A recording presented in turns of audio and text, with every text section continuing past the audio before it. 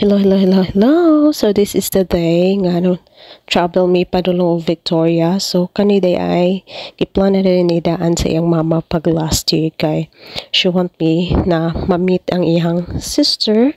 So mauni ni ang last na relative ni Matt na ako ang ma-meet. So everyone's na-meet na nako. So except her and her family. So wala mi pamahaw ani guys. Kanang nagdali mi kay nagpacking na mi last night and then pagmata na mo ibutang na namo mga butang sa sasakyanan tapos pag human ng lakaw na mi so yung mama na nag-grab ra og coffee sa McDonald's. So mo ni siya guys, kani siya sa King's Court ni siya guys, Big Lobster. So nagpa-picture mi ana ni hunong gyud mi kay grab mi dira og breakfast bread ra, and then after that picture mi tapos nang lakaw na pud mi.